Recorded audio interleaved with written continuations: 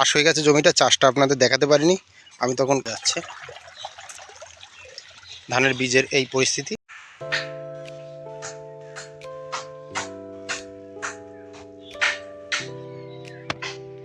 পান নাকি? এই দেখুন বন্ধুরা, আমার মায়ের পানের বুক চা। এই দেখুন পান খাই প্রত্যেক দিন।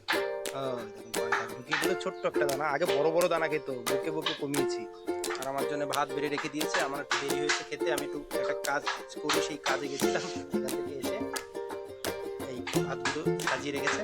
আর আমার ভাই ওই ঘরে কাজ করছে, পেরেক সারাচ্ছে বসে বসে কাঠ থেকে। আর এইদিকে দেখুন বাইরের হালটা। চলুন খাওয়া যাক, দেখি কি রান্না করেছে মা।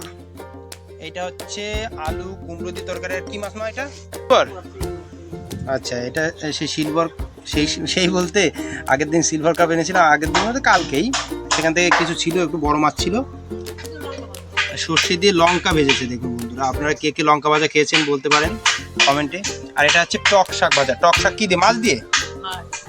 মাছ দিয়ে টক শাক করেছে। টক শাকগুলো হয় না, গাছ বড় বড় গাছ হয়, সেখান থেকে এরকম 5 আঙুলের মতো পাতা হয়, বড় বড় পাতা হয়, সেই টক শাক।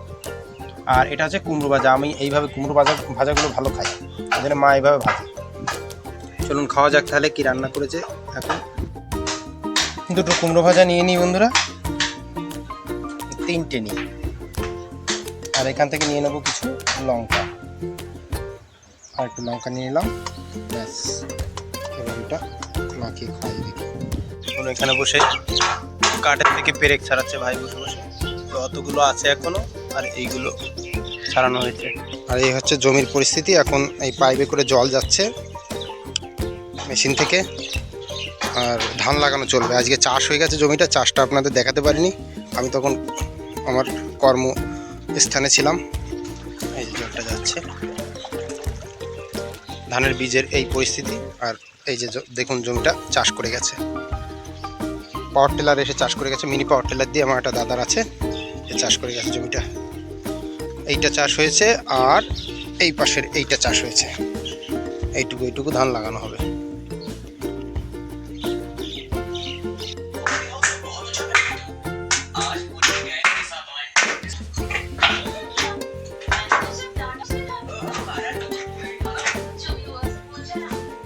বৃষ্টি পড়ছে, ওর জন্যে ক্যামেরাতেও জল পড়ছে। আমার তো ফোনের ক্যামেরা ভালো না, ওর জন্য ভালো ভিডিও কোয়ালিটিটা আমার আসে না।